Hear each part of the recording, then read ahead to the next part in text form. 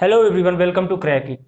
हम लोगों ने इससे पहले दक्षिण भारत में चोल साम्राज्य कंप्लीट किया था, किंतु उसकी प्रशासनिक, सामाजिक, आर्थिक ये सभी व्यवस्थाएं हमें अभी कंप्लीट करना बाकी था। इससे पहले हम लोगों ने चोल साम्राज्य के जितने भी शासक आए थे, विजयालय से लेकर के, कहाँ से, विजयालय से चल करके, कौन सा अंतिम शासक था, राजेंद्र तृतीय, यहाँ तक कंप्लीट किया था। इसके बाद आदित्य प्रथम, परांतक, राजराज, राजेंद्र चोल, ठीक है, ऐसे ऐसे करके बहुत सारे शासक आए जिनके बारे में हमने देखा। अब क्या होता है कि इनके बारे में, इनकी सामाजिक, आर्थिक और जो इनकी व्यवस्था थी, इनके बारे में हम देखते हैं। तो सबसे पहले इनका देखते हैं प्रशासन क्या था। प्रशासन प्रशासन का ढांचा लगभग वही समान था जैसे अन्य राजाओं के होते थे, कि जो सत्ता होती थी वह केंद्रीकृत होती थी, किंतु इसमें एक अलग नई चीज थी। क्या था कि जो सत्ता होती थी, यह, इसका जो नियंत्रण होता था, केंद्रीय नियंत्रण, वह तो बहुत ही कड़ा होता था, किंतु जो स्थानीय, क्या था, स्थानीय स्वशासन की परंपरा थी। अर्थात जो स्थानीय छोटे छोटे जो, जैसे एक गांव हो गया, वहां का शासन चलाने की स्वतंत्रता थी वहां के जो भी पंच होते थे या मुखिया होते थे। ठीक, तो ऐसे करते हैं। जब भाई प्रशासन करते थे, इनकी सेना भी थी और बहुत कुछ था। जो राजा होता था, ठीक, यह घटना जो थी, जो राजा होता था उसकी मूर्तियां बनाई जाती थी, मूर्ति, और उसकी पूजा मंदिरों में, मंदिर में इसकी पूजा की जाती थी। यह पहली बार नहीं हो रहा था कि जब केवल चोल राजाओं की मूर्तियां बनाई गई और उनकी पूजा मंदिरों में शुरू हुई। इससे पहले बहुत सारे शासकों ने भी अपनी मूर्तियां बनवाई थी और मंदिरों में रखी थी। जैसे इससे पहले गुप्तों ने, सबसे पहले जो शुरू किया था वो गुप्तों ने ही किया था। ठीक, तो अब आगे देखते हैं। अब जो अधिकारी होते थे, अधिकारी, इनका भी बंटवारा था। कैसे बंटवारा था? पहला होता था उच्च, तो उच्च अधिकारी को पेरुदनम कहते थे, पेरुदनम। और जो निम्न अधिकारी होते थे, दूसरा निम्न अधिकारी, इसको शेरुदनम। बस आपको याद रखना है एक ये दोनों शब्द। जो उच्च अधिकारी थे, उच्च अधिकारी का मतलब हो गया जैसे आज के समय में डीएम, डीसीपी, ये सभी हो गए उच्च अधिकारी, इनको पेरुदनम के नाम से जाना जाता था। निम्न अधिकारी हो गए शेरुदनम के नाम से इन्हें जाना जाता था। अब जो इनकी सेना थी, भाई प्रशासन था तो सेना भी थी। सेना जो थी, तो पैदल तो थे ही, ये सब नॉर्मल था, पैदल, घोड़ा, मतलब अश्वसेना, और गज सेना, ये तीन सेनाएं तो थी ही। और प्लस सबसे जो इंपॉर्टेंट इनकी सेना थी वह थी नौसेना। नौसेना, यह क्यों इंपॉर्टेंट थी? आपने, जब मैं दक्षिण भारत पढ़ा रहा था तो आपको मैंने कई बार बताया है कि जो श्रीलंका था, क्या, श्रीलंका, ये क्या करता था, दक्षिण भारत की राजनीति में इसने हस्तक्षेप करना शुरू किया और बहुत लंबे समय तक हस्तक्षेप किया। तो यहां से युद्ध अगर आपको जीतना था तो आपको नौसेना की आवश्यकता पड़ेगी ही। तो ये हुआ इनकी नौसेना और सेना। अब अगला जो प्रशासन होता था वह क्या था? जो साम्राज्य होता था इनका, वह बटा कैसे था? तो जो साम्राज्य था, सबसे बड़ा जो प्रशासन की जो सबसे बड़ी इकाई थी, जहां का प्रशासक होता था राजा, वह क्या होता था, क्या कहलाता था? साम्राज्य। इसीलिए हम लोग पढ़ते भी हैं चोल साम्राज्य, मौर्य साम्राज्य, गुप्त साम्राज्य। तो सबसे बड़ी जो प्रशासन की इकाई होती थी वह क्या कहलाती थी? साम्राज्य। इसके बाद क्या कहलाता था? मंडलम। ठीक, और मंडलम का जो शासक होते थे वह क्या होते थे? मंडलम के जितने भी शासक हुआ करते थे वह राज परिवार के सदस्य होते थे। अर्थात मंडलम का प्रशासन कौन संभालता था? राज्य परिवार के सदस्य। ठीक, और इसे प्रांत के भी कह सकते हैं। ठीक है, मंडलम को बटा हुआ था, जो मंडलम बटा हुआ था वलनाडु में। किसमें? वलनाडु। ये वलनाडु क्या है? इसे कोट्टम भी कहा जाता था, कोट्टम। ठीक, आपको ये चीज याद रखनी है। वलनाडु बटा हुआ था, आज के समय के जो जिले कहेंगे इसको नाडु कहा जाता था, नाडु या जिला। ठीक, तो इनका जो प्रशासनिक बंटवारा था वो समझ में आ रहा है। अब नाडु के बाद क्या होता था, कुर्रम, और कुर्रम से गांव, गांव को क्या कहते थे, उर या गांव। तो जो सबसे छोटी प्रशासन की इकाई थी वह थी गांव या उर। उसके बाद कुछ गांवों का समूह कहलाता था कुर्रम।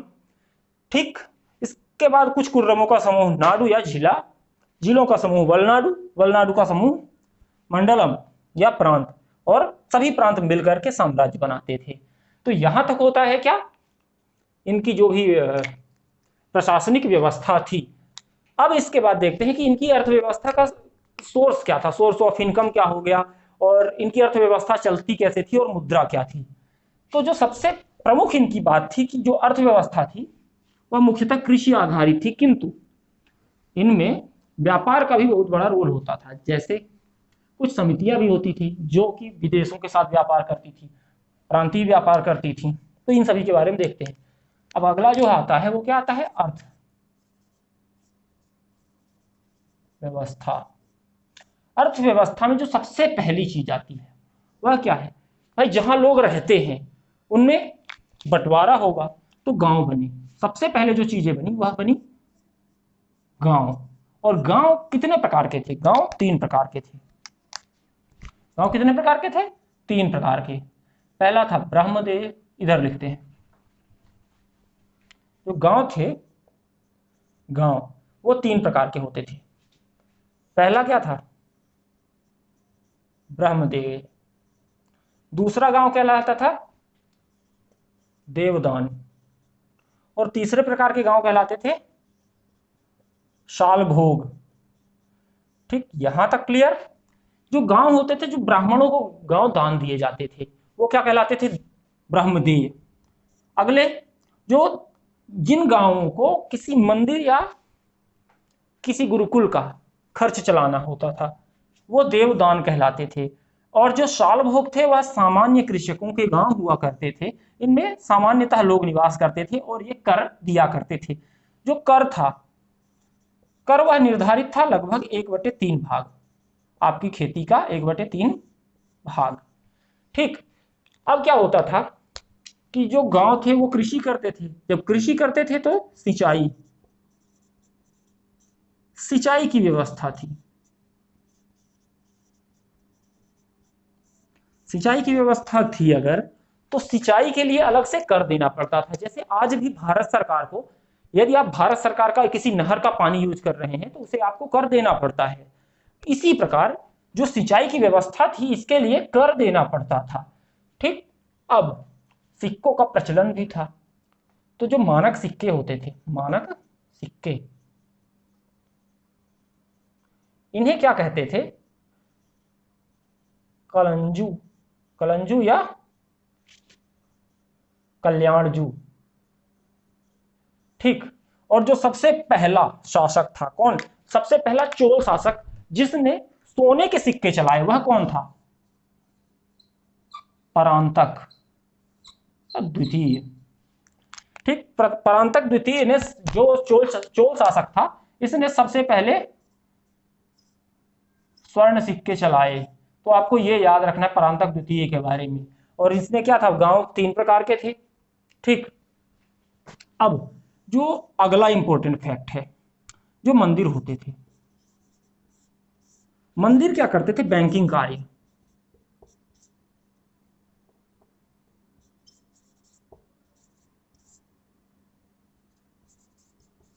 अब आप कहेंगे ये बैंकिंग कार्य कैसे करते थे, तो देखिए मंदिर जो होते थे वहां पर लोग जाते थे अपनी स्वेच्छा से, कुछ ना कुछ दान करते थे और कुछ जमा भी करते थे।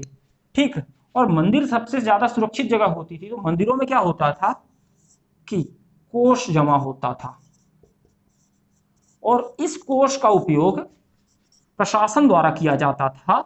और जैसे आपने क्या किया, बैंकों में आप जाते हैं, पैसा जमा करते हैं और वही पैसा आप निकाल लेते हैं। इसी प्रकार इन मंदिरों में जाकर के आप पैसा या मुद्रा, अपनी कुछ भी चीजें जमा कर सकते थे, और वहां से आप पैसा या मुद्रा जो भी था वो भी प्राप्त कर सकते थे। तो ये होता था मंदिरों का कार्य। अब मंदिरों के बाद आते हैं जो इंपॉर्टेंट चीज है, कि ये व्यापार करते थे तो इनकी व्यापारिक क्या थी, समितियां भी थी। व्यापारिक समितियां क्या क्या थी, मणिग्रामम,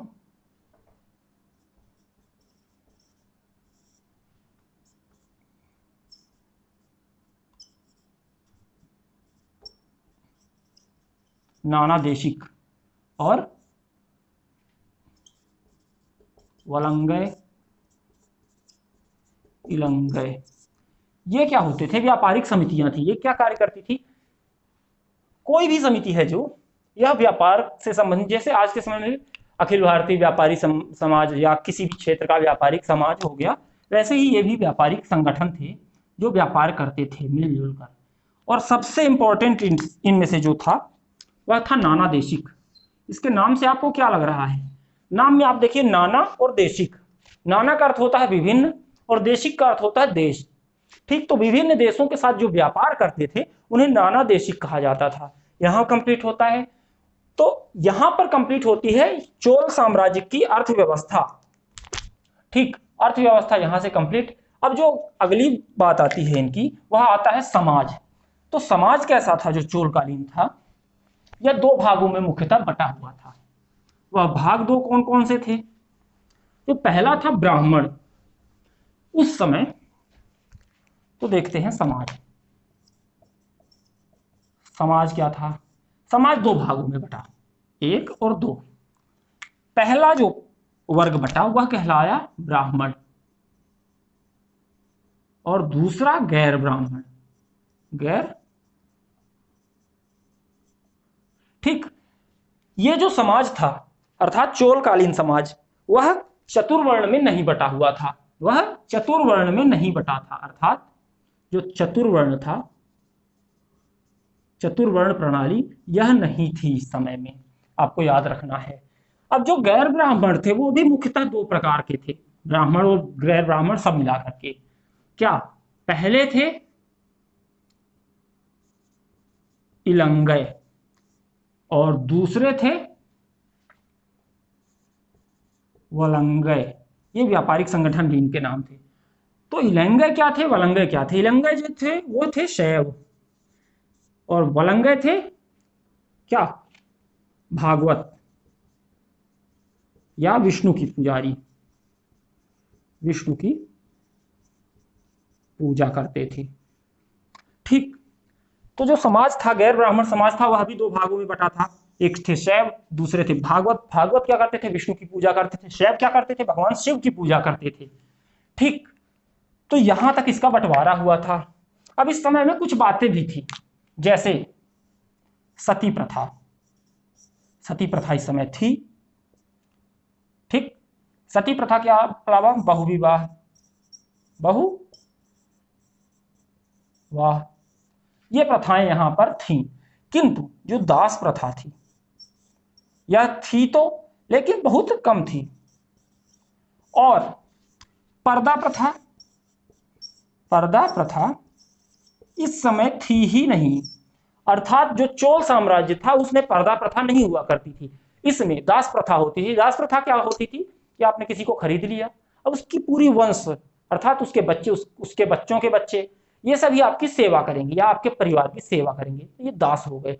दासों को खरीदा या बेचा भी जाता था। ठीक, अब उस समय सती प्रथा होती थी। ठीक, और सती प्रथा के साथ साथ जो राजा होते थे, राजा की मूर्ति, बताया था मैंने आपको सबसे पहले ही, मूर्ति पूजा होती थी। अर्थात राजा के दैवीय सत्ता का अधिकार जो था वह यहां भी लागू होता है। तो यहां पर चोल साम्राज्य का जो समाज था वह कंप्लीट होता है। अब क्या है, जो चोल साम्राज्य जब कंप्लीट होगा तो इस समय की कुछ घटनाएं हैं, उन्हें पर्टिकुलर घटनाओं को देखते हैं। जैसे इस समय का जो साम्राज्य था, जैसे संगम साहित्य हुआ, संगम सम्मेलन हुए साहित्य, तो उस समय में लिखे गए साहित्यों को कहा जाता है। ये क्या थे, तो जो संगम साहित्य या संगम सम्मेलन थे, इनसे हमें दक्षिण भारत के पूरे दक्षिण भारत की जो सुव्यवस्थित जानकारी मिलती है वह हमें कहां मिलती है, संगम साहित्य से या संगम काल में लिखे गए लिटरेचर से। तो आगे शुरू करते हैं हम संगम साहित्य या संगम जो लिटरेचर है। अब जो सबसे पहली प्रमुख घटना होती है वह पांड्य राजाओं के, जो पांड्य राजा थे, पांड्य शासकों के सानिध्य में क्या होती है, संगम सम्मेलन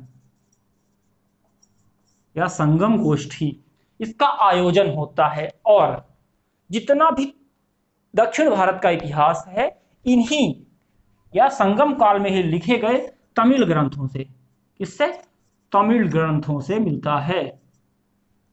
तो आपको ये याद रखना है। तो देख लेते हैं कि एक एक करके कौन कौन से सम्मेलन हुए। जो प्रथम सम्मेलन था, प्रथम सम्मेलन यह कहाँ होता है, यह होता है मदुरा में, मदुरै, ठीक।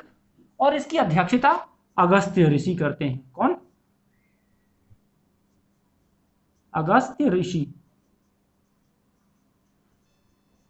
इस काल के जितने भी ग्रंथ हैं वो अभी तक नहीं मिले या जितने भी थे वो नष्ट हो गए।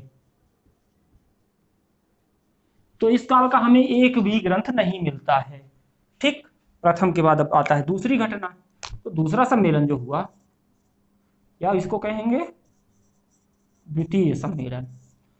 तो जो द्वितीय सम्मेलन होता है यह कहां होता है, कोप्पियम में। कहां पर, कपाटपुरम में, कपाटपुरम में। इसकी अध्यक्षता करते हैं अगस्त्य ऋषि, यही इसकी अध्यक्षता करते हैं। और इस काल में सबसे प्रमुख ग्रंथ तो कप्पियम लिखा जाता है। सबसे प्रमुख तमिल ग्रंथों में से एक है, तो कप्पियम लिखा जाता है इस काल में। अब जो तीसरा सम्मेलन होता है वह सम्मेलन तृतीय सम्मेलन। यह जो होता है यह भी मदुरा में होता है। यह किसकी अध्यक्षता में होता है, यह होता है नक्कीरर की अध्यक्षता में। किसकी, नक्कीरर की अध्यक्षता में। और जितने भी बाकी, तो कप्पियम के अलावा जितने भी तमिल या संगम साहित्य हैं, है ना, वो लिखे जाते हैं। संगम साहित्य तो हमें जो भी जानकारी हमें मिलती है वह तृतीय संगम सम्मेलन से ही मिलती है। अब जो संगम काल के जितने भी क्या हैं सम्मेलन हैं, इस समय जो प्रमुख राजा हुआ करते थे, जो प्रमुख वंश होते थे, वह कौन कौन से थे। पहला था पांड्य, दूसरा था चोल तथा तीसरा था चेर। इन्हीं तीन वंशों की जानकारी हमें इनसे मिलती है, ठीक। तो आज यहां तक हमने कंप्लीट किया, संगम साहित्य भी आज कंप्लीट हो गया। इससे पहले हमने क्या किया, एक बार रिपीट कर लेते हैं। चोलकालीन समाज, प्रशासन और अर्थव्यवस्था, ठीक। अब उसके बाद हमने देखा संगमकालीन जो भी रचनाएं हुई उनके बारे में। तो आज यहां पर वीडियो को खत्म करते हैं और अगले वीडियो में हम मध्यकालीन भारत शुरू करेंगे, या फिर आप लोगों का जैसा कमेंट आएगा उस हिसाब से हम लोग कुछ क्वेश्चन करवाएंगे, ठीक है ना, वस्तुनिष्ठ प्रश्न कुछ हम कंप्लीट करवाएंगे। तो आज के लिए बस इतना ही करते हैं, धन्यवाद।